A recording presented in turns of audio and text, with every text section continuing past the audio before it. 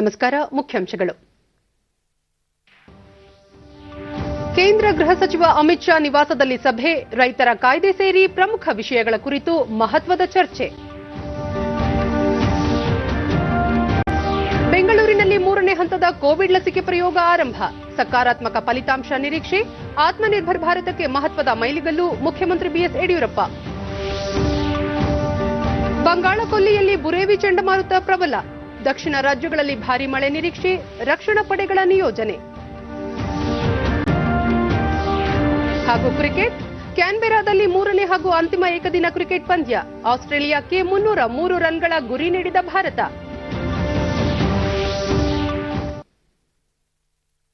ವಾರ್ತೆಗಳ ವಿವರ. ಕೇಂದ್ರದ ನೂತನ ಕೃಷಿ ನೀತಿಗಳ ವಿರುದ್ಧ ಪ್ರತಿಭಟನೆ ನಡೆಸುತ್ತಿರುವ ರೈತ ಸಂಘಟನೆಗಳ ಮುಖಂಡರೊಂದಿಗೆ ನಾಳೆ ಮತ್ತೊಂದು ಸುತ್ತಿನ ಮಾತುಕತೆ ನಡೆಯಲಿರುವ ಹಿನ್ನೆಲೆಯಲ್ಲಿ ಈಗ ಕೇಂದ್ರ ಗೃಹ ಸಚಿವ ಅಮಿತ್ ಶಾ ಅವರ ನಿವಾಸದಲ್ಲಿ ಮಹತ್ವದ ಸಭೆ ನಡೆಯಿತು. ಈ ಪೂರ್ವಭಾವಿ ಸಭೆಯಲ್ಲಿ ಕೇಂದ್ರ ಸಚಿವರುಗಳಾದ ನರೇಂದ್ರ ಸಿಂಗ್ ತೋಮರ್, ಪಿಯೂಷ್ ಗೋಯಲ್ ಪಾಲ್ಗೊಂಡಿದ್ದರು.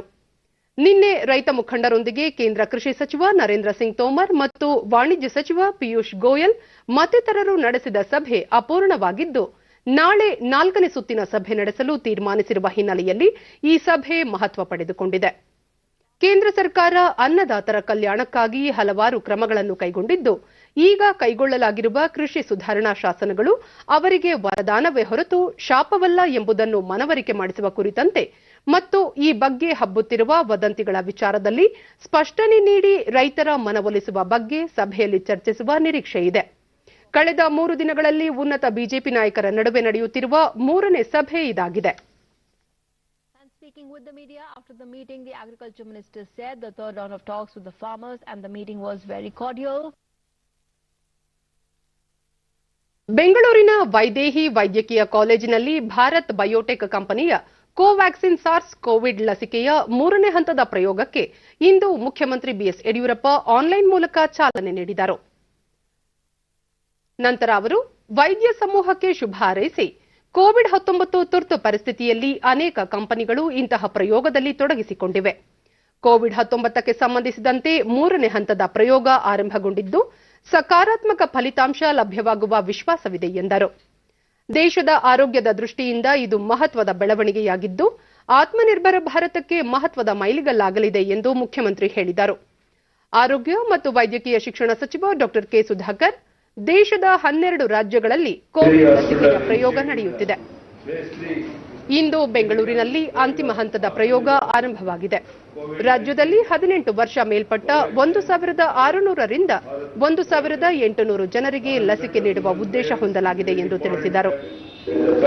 ವಿಶ್ವದಾದ್ಯಂತ 50 ದೊಡ್ಡ ಕಂಪನಿಗಳು ಉತ್ತಮ ಲಸಿಕೆಯ ಪ್ರಯೋಗ ಕೈಗೊಂಡಿದ್ದು, ಕನಿಷ್ಠ 25 ಸಂಶೋಧನೆಗಳು ಅಂತಿಮ ಹಂತ ತಲುಪಿವೆ.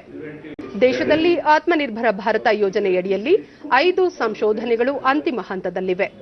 ವೈದ್ಯರು ಮತ್ತು ಪರಿಣಿತರು ಸೂಕ್ಷ್ಮವಾಗಿ ಇದನ್ನು ಅವಲೋಕಿಸುತ್ತಿದ್ದು, ಲಸಿಕೆ ಬಂದ ನಂತರ ಯಾವುದೇ ಆತಂಕ, ಭಯಪಡುವ ಅಗತ್ಯವಿಲ್ಲ ಎಂದು ಹೇಳಿದರು. ಕೊರೋನಾ ಲಸಿಕೆ ಲಭ್ಯತೆ ನಂತರ ಹಂಚಿಕೆಗೆ ಸಂಬಂಧಿಸಿದಂತೆ ರಾಜ್ಯದಲ್ಲೂ ಮುಖ್ಯಮಂತ್ರಿ ಬಿಎಸ್ ಯಡಿಯೂರಪ್ಪ ನೇತೃತ್ವದಲ್ಲಿ ಉತ್ಕೃಷ್ಟವಾದ ಸಿದ್ಧತೆ ಮಾಡಲಾಗಿದೆ. ಇದಕ್ಕಾಗಿ 29,451 ಲಸಿಕೆ ನಿಯಂತ್ರಣ ಕೇಂದ್ರಗಳನ್ನು ತೆರೆಯಲಾಗಿದೆ ಎಂದು ಸಚಿವರು ತಿಳಿಸಿದರು. ಉತ್ತಮ ರೀತಿಯಲ್ಲಿ ಲಸಿಕೆಯನ್ನು ಸಂಗ್ರಹಿಸಿಡಲು ರಾಜ್ಯದ ಅನೇಕ ಕಡೆಗಳಲ್ಲಿ ವ್ಯವಸ್ಥೆ ಮಾಡಲಾಗಿದ್ದು, ಹೊಸದಾಗಿ ಬೆಂಗಳೂರು, ಬಳ್ಳಾರಿ ಮತ್ತು ಶಿವಮೊಗ್ಗ ಜಿಲ್ಲೆಗಳಲ್ಲೂ ಪ್ರಾದೇಶಿಕ ಲಸಿಕಾ ಸಂಗ್ರಹ ಕೇಂದ್ರಗಳನ್ನು ಪ್ರಾರಂಭಿಸಲಾಗುವುದು ಎಂದು ಡಾ ಕೆ ಸುಧಾಕರ್ ತಿಳಿಸಿದರು.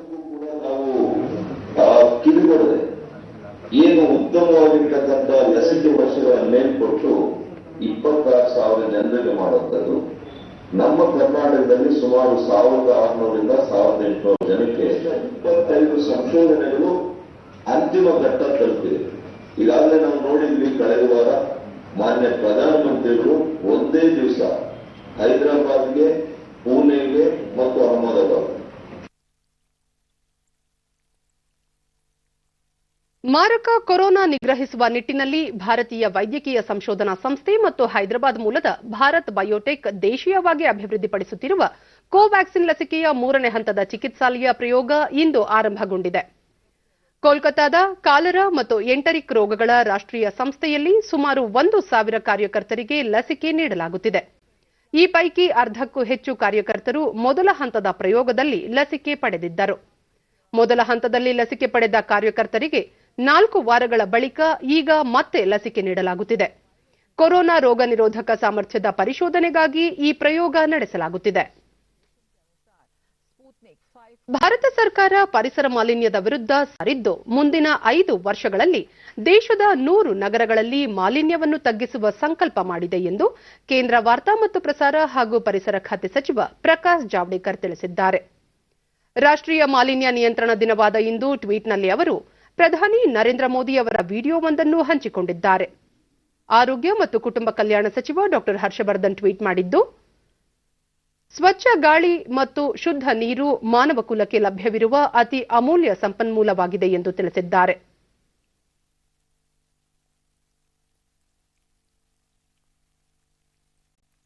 ನರೇಂದ್ರ ಮೋದಿ ನೇತೃತ್ವದ ಸರ್ಕಾರ ಸ್ವಚ್ಛ ಮತ್ತು ಸುಸ್ಥಿರ ವಿಕಾಸಕ್ಕೆ ಬದ್ಧವಾಗಿದೆ. ರಾಷ್ಟ್ರೀಯ ಮಾಲಿನ್ಯ ನಿಯಂತ್ರಣ ದಿನದಂದು ಮಾಲಿನ್ಯಕ್ಕೆ ಕಡಿವಾಣ ಹಾಕುವ ಮತ್ತು ಹಸಿರು ಹೆಚ್ಚಿಸುವ ಕಾರ್ಯದ ಬದ್ಧತೆಗೆ ಬೆಂಬಲ ನೀಡಿ ಮಾಲಿನ್ಯ ತಡೆಯುವಂತಹ ಪರಿಸರ ಸ್ನೇಹಿ ಜೀವನ ಶೈಲಿ ರೂಢಿಸಿಕೊಳ್ಳಿ ಎಂದು ತಿಳಿಸಿದ್ದಾರೆ. ಸಂಪುಟ ವಿಸ್ತರಣೆ ಹಾಗೂ ಕೆಲವು ಸಚಿವರಿಗೆ ಮಂತ್ರಿ ಸ್ಥಾನ ನೀಡುವ ಅಥವಾ ನೀಡದಿರುವ ಕುರಿತು ಕೆಲವು ಮುಖಂಡರ ಹೇಳಿಕೆಗಳು ವೈಯಕ್ತಿಕವಾಗಿದ್ದು ಅದಕ್ಕೆ ಮಾನ್ಯತೆ ನೀಡುವ ಅಗತ್ಯವಿಲ್ಲ ಎಂದು ಗ್ರಾಮೀಣಾಭಿವೃದ್ಧಿ ಮತ್ತು ಪಂಚಾಯತ್ ರಾಜ್ಯ ಸಚಿವ ಕೆಎಸ್ ಈಶ್ವರಪ್ಪ ಶಿವಮೊಗ್ಗದಲ್ಲಿಂದು ಹೇಳಿದ್ದಾರೆ. ಕಾಂಗ್ರೆಸ್ ಜೆಡಿಎಸ್ ಸರ್ಕಾರದ ಆಡಳಿತದಿಂದ ಬೇಸತ್ತು ಬಿಜೆಪಿ ಬೆಂಬಲಿಸಿದ ಶಾಸಕರಿಗೆ ಪಕ್ಷ ಮಂತ್ರಿ ಸ್ಥಾನ ನೀಡಿದೆ. ಹಾಗೆಯೇ ಬಿಜೆಪಿಯಲ್ಲಿರುವ ಶಾಸಕರಿಗೂ ಮಂತ್ರಿ ಸ್ಥಾನ ನೀಡಲಾಗುತ್ತಿದ್ದು ಈ ಸಂಬಂಧ ವರಿಷ್ಠರು ಹಾಗೂ ಮುಖ್ಯಮಂತ್ರಿ ಬಿಎಸ್ ಯಡಿಯೂರಪ್ಪ ನಿರ್ಧಾರ ಕೈಗೊಳ್ಳುತ್ತಾರೆ. ಹೀಗಾಗಿ ಯಾವುದೇ ವ್ಯಕ್ತಿಯ ವೈಯಕ್ತಿಕ ಹೇಳಿಕೆಗೆ ಮಾನ್ಯತೆ ನೀಡುವ ಅಗತ್ಯವಿಲ್ಲ. ಯಡಿಯೂರಪ್ಪ ಅವರ ನೇತೃತ್ವದಲ್ಲಿ ಸಾಕಷ್ಟು ಅಭಿವೃದ್ಧಿ ಕಾರ್ಯಗಳು ಪ್ರಗತಿಯಲ್ಲಿವೆ ಎಂದರು.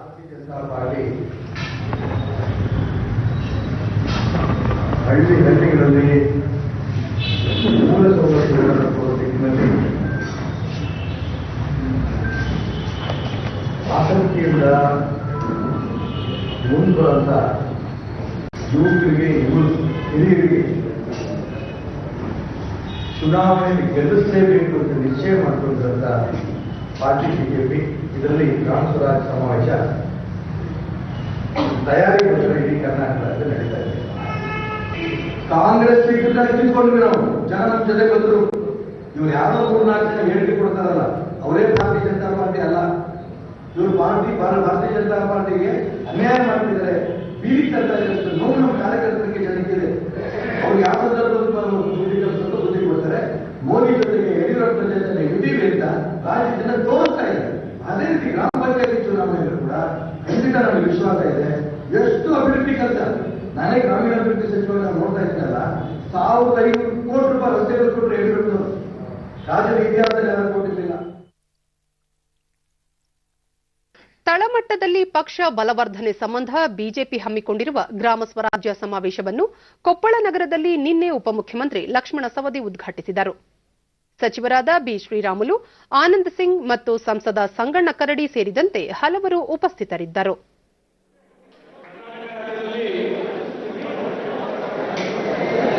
ಹಳ್ಳಿಯಿಂದ ಜಿಲ್ಲೆಯವರೆಗೂ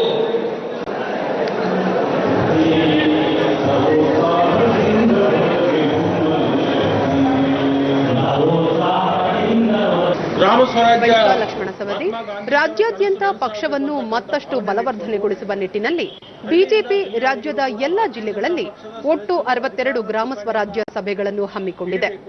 ನಮ್ಮ ಆಯ್ಕೆಗಾಗಿ ದುಡಿದ ಕಾರ್ಯಕರ್ತರನ್ನು ಮುಂಬರುವ ಗ್ರಾಮ ಪಂಚಾಯಿತಿ ಚುನಾವಣೆಯಲ್ಲಿ ಆಯ್ಕೆ ಮಾಡಲು ಶ್ರಮಿಸುವ ಅವಕಾಶ ನಮಗೆ ಈಗ ಒದಗಿದೆ. ಈ ಮೂಲಕ ಪ್ರಾಮಾಣಿಕ ಕಾರ್ಯಕರ್ತರಿಗೆ ನ್ಯಾಯ ಒದಗಿಸಬೇಕಿದೆ ಎಂದರು.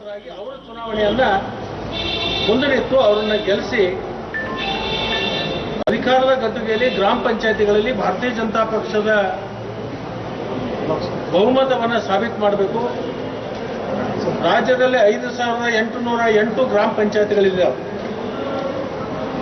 ಆ ಎಲ್ಲ ಗ್ರಾಮ ಪಂಚಾಯಿತಿಯಲ್ಲೂ 100ಕ್ಕೆ 80ರಷ್ಟು ನಮ್ಮ ಕಾರ್ಯಕರ್ತರು ಆಯ್ಕೆ ಆಗಬೇಕು. ಗ್ರಾಮ ಸ್ವರಾಜ್ಯ ಕನಸು ನನಸಾಗಬೇಕು.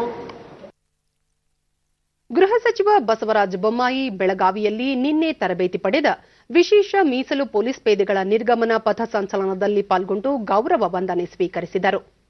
ಇದೇ ವೇಳೆ ಅವರು ನೂತನ ಪೊಲೀಸ್ ಆಯುಕ್ತ ಕಚೇರಿಯ ಕಟ್ಟಡ ನಿರ್ಮಾಣಕ್ಕೆ ಶಂಕುಸ್ಥಾಪನೆ ನೆರವೇರಿಸಿದರು. ರಾಜ್ಯಸಭಾ ಸದಸ್ಯ ಈರಣ್ಣ ಕಡಾಡಿ, ಶಾಸಕ ಅನಿಲ್ ಬೆನಕೆ, ಕೆಎಸ್ಆರ್ಪಿ ಎಡಿಜಿಪಿ ಅಲೋಕ್ ಕುಮಾರ್ ಉಪಸ್ಥಿತರಿದ್ದರು.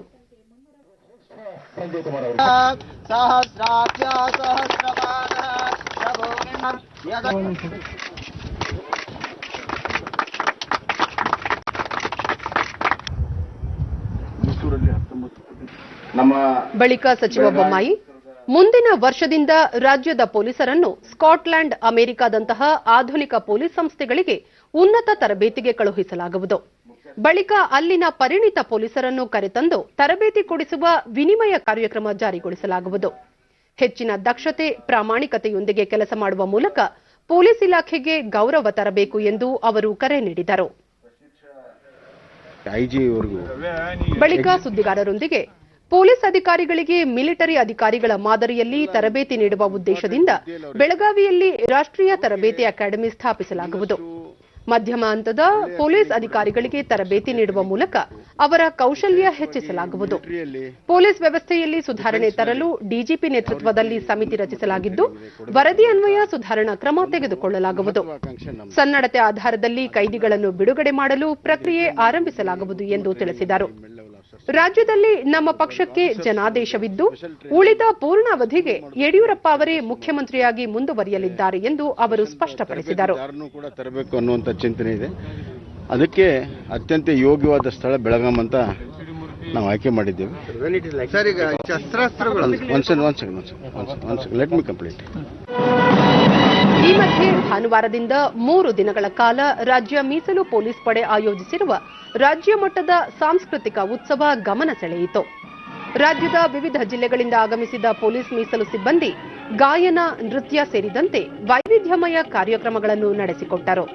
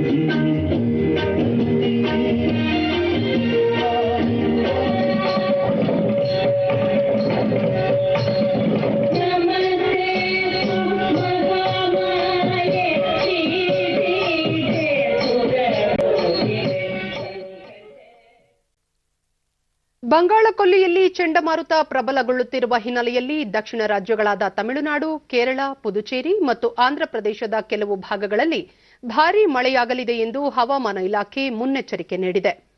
ಗಾಳಿಯ ವೇಗವು ಪ್ರತಿ ಗಂಟೆಗೆ 80 ಕಿಲೋಮೀಟರ್ ವೇಗದಲ್ಲಿ ಬೀಸುವ ಸಾಧ್ಯತೆ ಇದೆ ಎನ್ನಲಾಗಿದೆ. ಈ ಚಂಡಮಾರುತಕ್ಕೆ ಬುರೇವಿ ಎಂದು ಮಾಲ್ಡೀವ್ಸ್ ಹೆಸರಿಸಿದೆ. ಸದ್ಯ ಚಂಡಮಾರುತ ಶ್ರೀಲಂಕಾದ ಟ್ರಿಂಕೋಮಲಿಯಾದಿಂದ ಸುಮಾರು 400 ಕಿಲೋಮೀಟರ್ ದೂರದಲ್ಲಿ ಕೇಂದ್ರೀಕೃತವಾಗಿದ್ದು, ಇಂದು ಶ್ರೀಲಂಕಾ ಕರಾವಳಿಗೆ ಅಪ್ಪಳಿಸುವ ಸಾಧ್ಯತೆ ಇದೆ. ತಮಿಳುನಾಡು, ಕನ್ಯಾಕುಮಾರಿ, ಕೇರಳ, ರಾಮನಾಥಪುರಂ ಸೇರಿದಂತೆ ಹಲವು ಭಾಗಗಳಲ್ಲಿ ಭಾರೀ ಮಳೆಯಾಗುವ ನಿರೀಕ್ಷೆ ಇದೆ. ಚಂಡಮಾರುತ ತೀವ್ರಗೊಳ್ಳಲಿರುವ ಹಿನ್ನೆಲೆಯಲ್ಲಿ ಸಮುದ್ರಕ್ಕೆ ಇಳಿಯದಂತೆ ಮೀನುಗಾರರಿಗೆ ಎಚ್ಚರಿಕೆ ನೀಡಲಾಗಿದೆ. ಚಂಡಮಾರುತದಿಂದ ಉಂಟಾಗಬಹುದಾದ ಹಾನಿಯನ್ನು ತಡೆಗಟ್ಟುವ ನಿಟ್ಟಿನಲ್ಲಿ ಅಗತ್ಯ ಕ್ರಮ ಕೈಗೊಳ್ಳುವಂತೆ ಕೇರಳ ಮುಖ್ಯಮಂತ್ರಿ ಪಿಣರಾಯಿ ವಿಜಯನ್ ಎಲ್ಲಾ ಇಲಾಖೆಗಳಿಗೆ ಸೂಚನೆ ನೀಡಿದ್ದಾರೆ. ಮುಂದಿನ ಆದೇಶದವರೆಗೂ ಕೇರಳ ಕರಾವಳಿಯಲ್ಲಿ ಮೀನುಗಾರಿಕೆಯನ್ನು ಸಂಪೂರ್ಣ ನಿಷೇಧಿಸಿ ಆದೇಶ ಹೊರಡಿಸಲಾಗಿದೆ. ಬುರೇವಿ ಚಂಡಮಾರುತದಿಂದ ಎದುರಾಗುವ ಸವಾಲುಗಳನ್ನು ಸಮರ್ಥವಾಗಿ ಎದುರಿಸುವ ನಿಟ್ಟಿನಲ್ಲಿ ಕೇರಳ, ತಮಿಳುನಾಡು ಕರಾವಳಿಯಲ್ಲಿ ಎನ್ಡಿಆರ್ಎಫ್ ಪಡೆಗಳನ್ನು ನಿಯೋಜಿಸಲಾಗಿದೆ.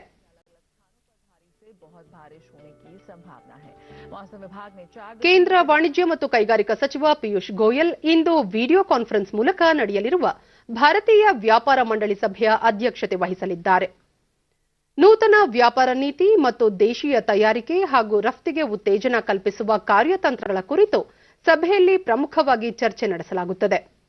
ಭಾರತದ ವ್ಯಾಪಾರ ಹೆಚ್ಚಳ ಗುರಿಯನ್ನು ಸಾಧಿಸುವ ಕ್ರಮವಾಗಿ ವಿದೇಶಿ ವ್ಯಾಪಾರ ನೀತಿಗೆ ಸಂಬಂಧಿಸಿದಂತೆ ಸರ್ಕಾರದ ನೀತಿ ನಿರೂಪಣೆಗೆ ವಾಣಿಜ್ಯ ಹಾಗೂ ಕೈಗಾರಿಕೆಗಳೊಂದಿಗೆ ವಾರ್ಷಿಕ ಸಮಾಲೋಚನೆ ಮತ್ತು ಸಂವಾದಕ್ಕೆ ಈ ವ್ಯಾಪಾರ ಮಂಡಳಿ ವೇದಿಕೆ ಅವಕಾಶ ಕಲ್ಪಿಸುತ್ತದೆ.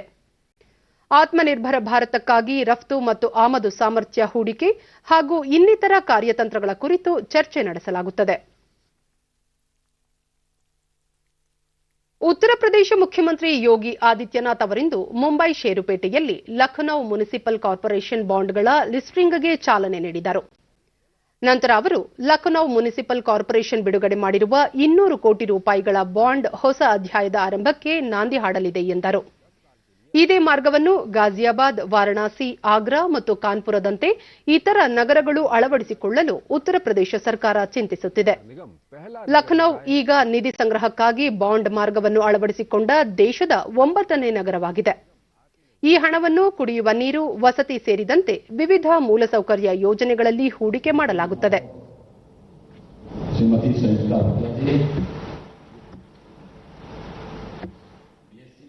ಭಾರತೀಯ ಸಂವಿಧಾನದಲ್ಲಿ ಪ್ರತಿಪಾದಿಸಿರುವ ಮೀಸಲಾತಿ ನೀತಿಗಳನ್ನು ರಾಷ್ಟ್ರೀಯ ಶಿಕ್ಷಣ ನೀತಿ ಎತ್ತಿ ಹಿಡಿದಿದೆ ಎಂದು ಕೇಂದ್ರ ಶಿಕ್ಷಣ ಸಚಿವ ರಮೇಶ್ ಪೋಖ್ರಿಯಾಲ್ ನಿಶಾಂಕ್ ಸ್ಪಷ್ಟಪಡಿಸಿದ್ದಾರೆ.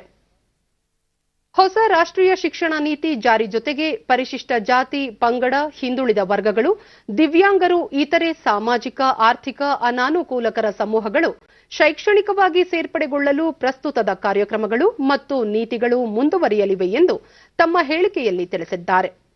ಈ ವರ್ಗಗಳ ಶೈಕ್ಷಣಿಕ ಸೇರ್ಪಡೆಯ ರಾಷ್ಟ್ರೀಯ ಶಿಕ್ಷಣ ನೀತಿಯು ವಿಶೇಷ ಒತ್ತು ನೀಡಲಿದೆ. ಈ ನಿಟ್ಟಿನಲ್ಲಿ ಶಿಕ್ಷಣ ಸಚಿವಾಲಯಕ್ಕೆ ಯಾವುದೇ ದೂರು ಬಂದರೂ ಸಹ ಸೂಕ್ತ ಕ್ರಮ ಕೈಗೊಳ್ಳಲಾಗುತ್ತದೆ ಎಂದು ರಮೇಶ್ ಪೋಖ್ರಿಯಾಲ್ ನಿಶಾಂಕ್ ಹೇಳಿದರು. ದೇಶದಲ್ಲಿ ಕಳೆದ 24 ಗಂಟೆಗಳಲ್ಲಿ 36,604 ಕೊರೋನಾ ಸೋಂಕು ಪ್ರಕರಣಗಳು ಪತ್ತೆಯಾಗಿದ್ದು, ಒಟ್ಟು ಸೋಂಕಿತರ ಸಂಖ್ಯೆ 94,99,414ಕ್ಕೆ ಏರಿಕೆಯಾಗಿದೆ. ಸೋಂಕಿತರ ಚೇತರಿಕೆ ಪ್ರಮಾಣದಲ್ಲಿ ಏರಿಕೆಯಾಗುತ್ತಿದೆ. ನಿನ್ನೆ 43,062 ಮಂದಿ ಬಿಡುಗಡೆಯಾಗಿದ್ದು, ಒಟ್ಟು 89,32,647 ಸೋಂಕಿತರು ಗುಣಮುಖರಾಗಿದ್ದಾರೆ. ಇದರೊಂದಿಗೆ ಚೇತರಿಕೆ ಪ್ರಮಾಣ 94.03ಕ್ಕೆ ಹೆಚ್ಚಳವಾಗಿದೆ. ಒಂದೇ ದಿನ 501 ಮಂದಿ ಮೃತಪಟ್ಟಿದ್ದು, ಇದುವರೆಗೆ ಒಟ್ಟು 1,38,122 ಮಂದಿ ಸಾವನ್ನಪ್ಪಿದ್ದಾರೆ. ಮರಣ ದರ 1.45ಕ್ಕೆ ತಗ್ಗಿದೆ. 4,28,644 ಸೋಂಕಿತರು ವಿವಿಧ ಆಸ್ಪತ್ರೆಗಳಲ್ಲಿ ಚಿಕಿತ್ಸೆ ಪಡೆಯುತ್ತಿದ್ದು, ಸಕ್ರಿಯ ಪ್ರಕರಣಗಳ ಸಂಖ್ಯೆ 4.51ಕ್ಕೆ ಇಳಿಕೆಯಾಗಿದೆ.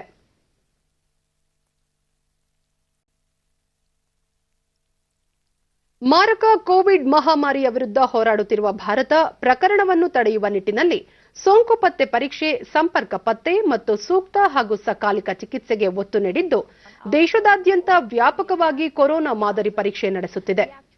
ನಿನ್ನೆ ಒಂದೇ ದಿನ ದೇಶದಲ್ಲಿ 10,96,651 ಕೊರೋನಾ ಮಾದರಿಗಳ ಪರೀಕ್ಷೆ ನಡೆಸಲಾಗಿದೆ. ಇದರೊಂದಿಗೆ ಈವರೆಗೆ ದೇಶದಲ್ಲಿ ನಡೆಸಲಾದ ಒಟ್ಟು ಕೊರೋನಾ ಮಾದರಿಗಳ ಪರೀಕ್ಷೆ ಸಂಖ್ಯೆ 14,24,45,949 ದಾಟಿದೆ. ಹೆಚ್ಚಿನ ಮಟ್ಟದ ಕೊರೋನಾ ಪರೀಕ್ಷೆಯಿಂದ ಆರಂಭದಲ್ಲೇ ಸೋಂಕು ಪತ್ತೆ ಮಾಡಿ ಸೋಂಕಿತರನ್ನು ಪ್ರತ್ಯೇಕವಾಗಿಡುವ ಮೂಲಕ ಸೋಂಕು ಹೆಚ್ಚಿನ ಜನರಿಗೆ ಪಸರಿಸದಂತೆ ತಡೆಯಬಹುದಾಗಿದೆ. ಈ ಮಂತ್ರವನ್ನು ಅಳವಡಿಸಿಕೊಂಡಿರುವ ಫಲವಾಗಿ ದೇಶದಲ್ಲಿ ದೈನಿಕ ಸೋಂಕಿನ ಪ್ರಕರಣಗಳ ಸಂಖ್ಯೆ ಇಳಿಮುಖವಾಗಿದೆ ಎಂದು ಕೇಂದ್ರ ಆರೋಗ್ಯ ಮತ್ತು ಕುಟುಂಬ ಕಲ್ಯಾಣ ಸಚಿವಾಲಯ ತಿಳಿಸಿದೆ. ಈ ನಿಟ್ಟಿನಲ್ಲಿ ದೇಶದಲ್ಲಿ ಪರೀಕ್ಷಾ ಸೌಲಭ್ಯ ಹೆಚ್ಚಳಕ್ಕೂ ಭಾರತೀಯ ವೈದ್ಯಕೀಯ ಸಂಶೋಧನಾ ಸಂಸ್ಥೆ ಐಸಿಎಂಆರ್ ಆದ್ಯತೆ ನೀಡಿದ್ದು, ಪ್ರಸ್ತುತ ದೇಶದಲ್ಲಿ 1,176 ಸರ್ಕಾರಿ ಮತ್ತು 996 ಖಾಸಗಿ ಪ್ರಯೋಗಾಲಯಗಳು ಸೇರಿ ದೇಶದಲ್ಲಿ ಒಟ್ಟು 2,172 ಕೋವಿಡ್ ಪರೀಕ್ಷಾ ಪ್ರಯೋಗಾಲಯಗಳು ಕಾರ್ಯನಿರ್ವಹಿಸುತ್ತಿವೆ. ಪ್ರಸ್ತುತ ದೇಶದಲ್ಲಿ ಪ್ರತಿನಿತ್ಯ 15 ಲಕ್ಷ ಕೊರೋನಾ ಪರೀಕ್ಷೆ ನಡೆಸುವ ಸಾಮರ್ಥ್ಯ ಇದೆ ಎಂದು ಐಸಿಎಂಆರ್ ತಿಳಿಸಿದೆ. ಭಾರತೀಯ ಅಂಚೆ ಇಲಾಖೆ ಕೇರಳದ ಶಬರಿಮಲೆ ಅಯ್ಯಪ್ಪ ಸ್ವಾಮಿ ದೇವಾಲಯದ ಪ್ರಸಾದವನ್ನು ದೇಶದಾದ್ಯಂತ ಭಕ್ತರ ಮನೆ ಬಾಗಿಲಿಗೆ ತಲುಪಿಸುವ ನಿರ್ಧಾರ ಮಾಡಿದೆ. ತನ್ನ ವಿಸ್ತೃತ ಅಂಚೆ ಜಾಲವನ್ನು ಬಳಸಿಕೊಂಡು ಅಯ್ಯಪ್ಪ ಸ್ವಾಮಿ ಪ್ರಸಾದವನ್ನು ದೇಶದ ಮೂಲೆ ಮೂಲೆಯಲ್ಲಿರುವ ಸ್ವಾಮಿ ಭಕ್ತರಿಗೆ ತಲುಪಿಸಲು ವಿನೂತನ ಯೋಜನೆಯನ್ನು ಭಾರತೀಯ ಅಂಚೆ ರೂಪಿಸಿದ್ದು, ಈ ಸಂಬಂಧ ಕೇರಳ ಅಂಚೆ ವೃತ್ತ ಶಬರಿಮಲೈ ದೇವಸ್ಥಾನ ಮಂಡಳಿಯೊಂದಿಗೆ ಒಪ್ಪಂದ ಮಾಡಿಕೊಂಡಿದೆ. ಈಗ ಅಯ್ಯಪ್ಪ ಭಕ್ತರು ದೇಶದ ಯಾವುದೇ ಅಂಚೆ ಕಚೇರಿಯಲ್ಲಿ 450 ರೂಪಾಯಿ ಪಾವತಿಸುವ ಮೂಲಕ ಅಯ್ಯಪ್ಪ ಸ್ವಾಮಿಯ ಪ್ರಸಾದದ ಪೊಟ್ಟಣ ಬುಕ್ ಮಾಡಬಹುದಾಗಿದ್ದು, ಇದು ನವೆಂಬರ್ 6ರಿಂದ ಕಾರ್ಯಗತವಾಗಿದೆ. ಈ ಸೇವೆಗೆ ಭಕ್ತರಿಂದ ಅದ್ಭುತ ಸ್ಪಂದನೆ ದೊರೆತಿದ್ದು, ಇಲ್ಲಿಯವರೆಗೆ 9,000 ಪ್ರಸಾದದ ಪೊಟ್ಟಣಗಳಿಗೆ ಬೇಡಿಕೆ ಬಂದಿದ್ದು, ದಿನದಿಂದ ದಿನಕ್ಕೆ ಬೇಡಿಕೆ ಹೆಚ್ಚುತ್ತಿದೆ.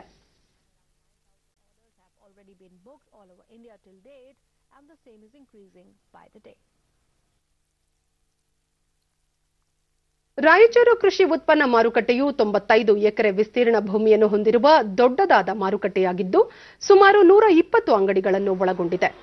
ಇಲ್ಲಿ ಜಾನುವಾರು ಸೇರಿದಂತೆ 92 ಕೃಷಿ ಉತ್ಪನ್ನಗಳ ವಹಿವಾಟು ನಡೆಯುತ್ತಿದ್ದು, ಅಂತಾರಾಜ್ಯ ಮತ್ತು ವಿವಿಧ ಜಿಲ್ಲೆಗಳಿಂದ ಪ್ರತಿನಿತ್ಯ 40ರಿಂದ 50 ಸಾವಿರ ಕ್ವಿಂಟಲ್ನಷ್ಟು ಭತ್ತ, ಹತ್ತಿ, ಗೋಧಿ ಸೇರಿದಂತೆ ಈರುಳ್ಳಿಗಳಂತಹ ಕೃಷಿ ಉತ್ಪನ್ನಗಳು ಮಾರಾಟವಾಗುತ್ತಿವೆ. ಏಪ್ರಿಲ್ ತಿಂಗಳಿನಿಂದ ಇಲ್ಲಿಯವರೆಗೆ 7,84,290 ಚೀಲಗಳನ್ನು ಕೃಷಿ ಉತ್ಪನ್ನಗಳು ಮಾರುಕಟ್ಟೆಗೆ ಪೂರೈಕೆಯಾಗಿವೆ. 2004ರಿಂದ ಆನ್ಲೈನ್ ವಹಿವಾಟು ಪ್ರಾರಂಭವಾಗಿದ್ದು, ರೈತರಿಗೆ ಸಮಯ ಉಳಿತಾಯದ ಜೊತೆಗೆ ಪಾರದರ್ಶಕ ಬೆಲೆ ಸಿಗುವಂತಾಗಿದೆ.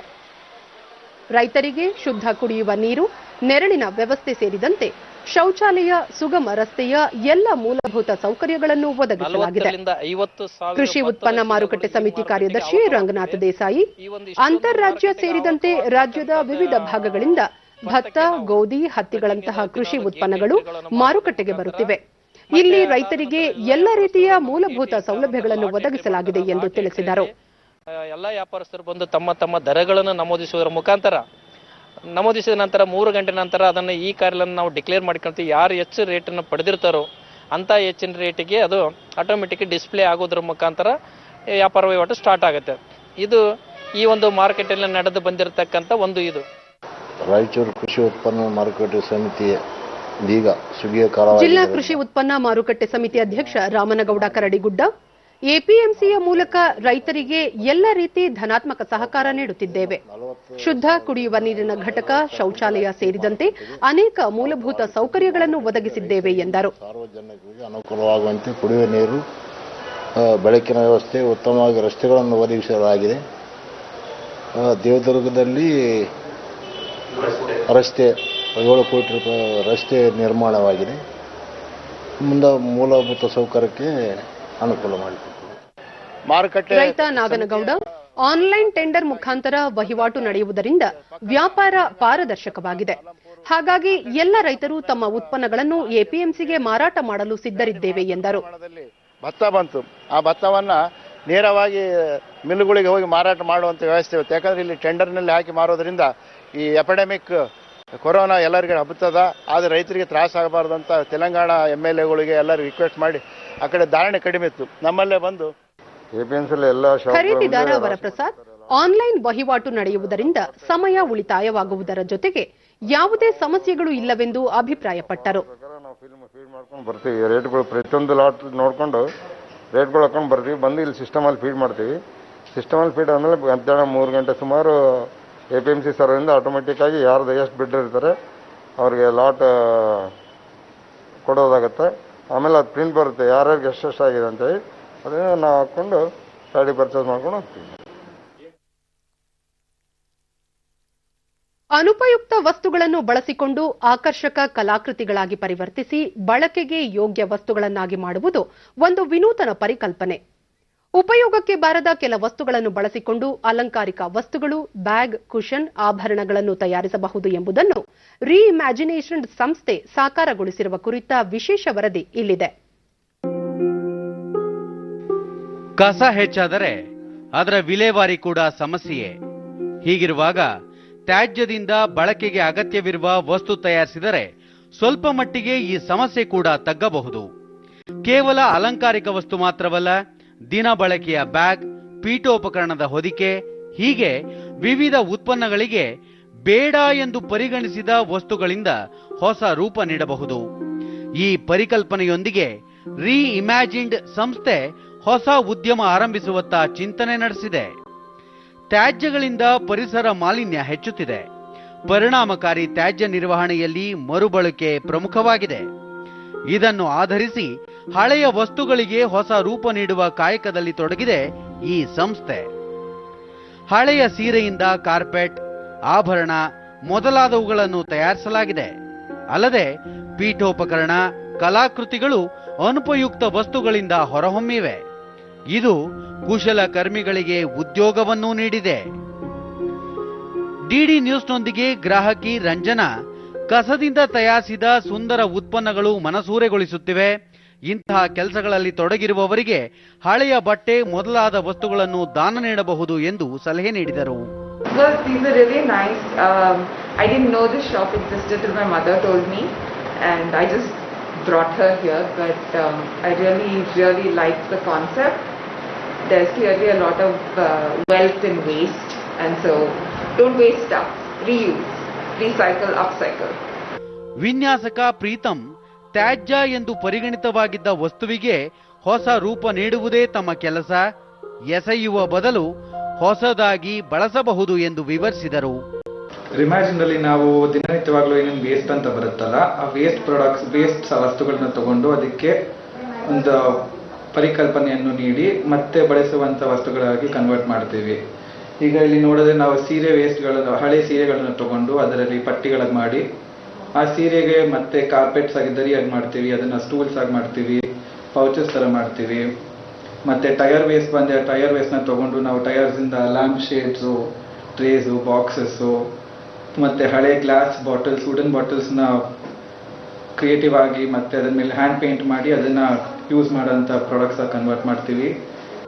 ವ್ಯವಸ್ಥಾಪಕಿ ಸ್ವಾಗತ ಕಸದಿಂದ ಅರಳಿದ ಉತ್ಪನ್ನಗಳಿಗೆ ವಿದೇಶಗಳಲ್ಲೂ ಬೇಡಿಕೆ ಇರಲಿದೆ ಎಂದು ವಿಶ್ವಾಸ ವ್ಯಕ್ತಪಡಿಸಿದರು.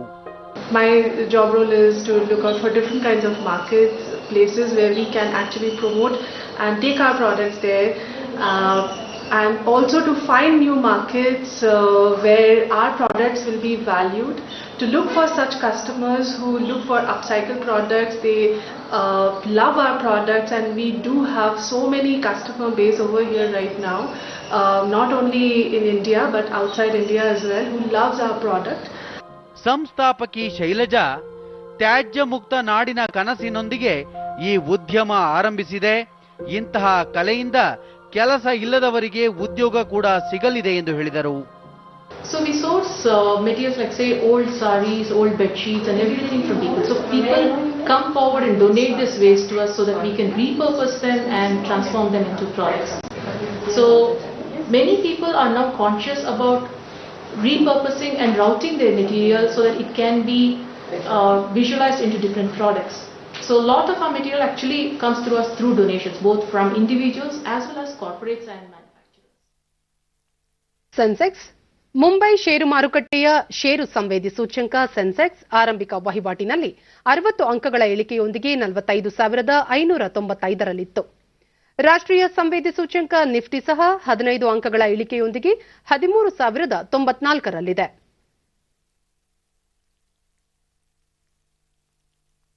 ಕ್ರಿಕೆಟ್ ಕ್ಯಾನ್ಬೆರಾದಲ್ಲಿ ನಡೆಯುತ್ತಿರುವ ಆಸ್ಟ್ರೇಲಿಯಾ ವಿರುದ್ಧದ 3ನೇ ಹಾಗೂ ಅಂತಿಮ ಏಕದಿನ ಕ್ರಿಕೆಟ್ ಪಂದ್ಯದಲ್ಲಿ ಭಾರತ ಆತಿಥೇಯ ಆಸ್ಟ್ರೇಲಿಯಾ ತಂಡಕ್ಕೆ ಗೆಲ್ಲಲು 303 ರನ್ಗಳ ಗುರಿ ನೀಡಿದೆ. ಟಾಸ್ ಗೆದ್ದು ಮೊದಲು ಬ್ಯಾಟ್ ಮಾಡಿದ ಭಾರತ ನಿಗದಿತ 50 ಓವರ್ಗಳಲ್ಲಿ 5 ವಿಕೆಟ್ ನಷ್ಟಕ್ಕೆ 302 ರನ್ ಗಳಿಸಿತು. ಭಾರತ ಮತ್ತೊಮ್ಮೆ ಉತ್ತಮ ಆರಂಭ ಪಡೆಯಲು ವಿಫಲವಾಯಿತು. ಆರಂಭಿಕ ಬ್ಯಾಟ್ಸ್ಮನ್ಗಳಾದ ಶಿಖರ್ ಧವನ್ 16 ಮತ್ತು ಶುಭಮನ್ ಗಿಲ್ 33 ರನ್ ಗಳಿಸಿ ನಿರ್ಗಮಿಸಿದರು.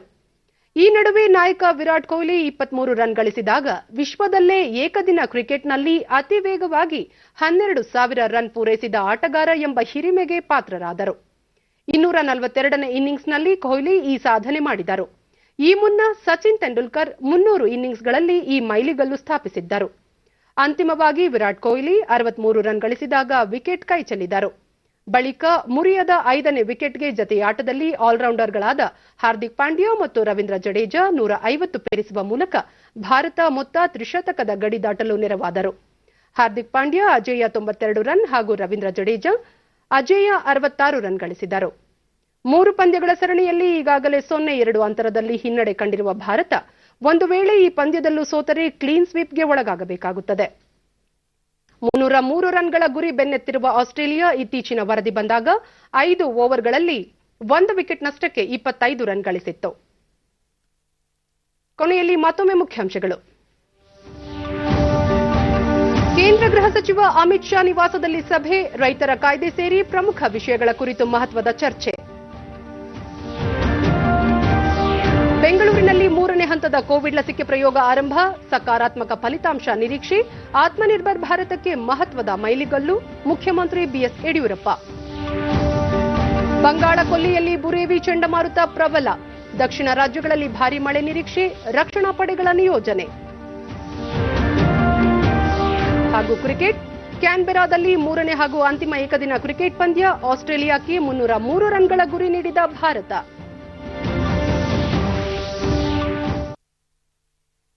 ನಮ್ಮ ವಾರ್ತಾ ಪ್ರಸಾರವನ್ನು ನೀವು ಡಿಡಿ ಚಂದನ ನ್ಯೂಸ್ ಯೂಟ್ಯೂಬ್ ಚಾನೆಲ್ನಲ್ಲೂ ವೀಕ್ಷಿಸಬಹುದು. ನಮ್ಮ ಮುಂದಿನ ವಾರ್ತಾ ಪ್ರಸಾರ ಸಂಜೆ 4:30ಕ್ಕೆ ಡಿಡಿ ಚಂದನದಲ್ಲಿ. ನಮಸ್ಕಾರ.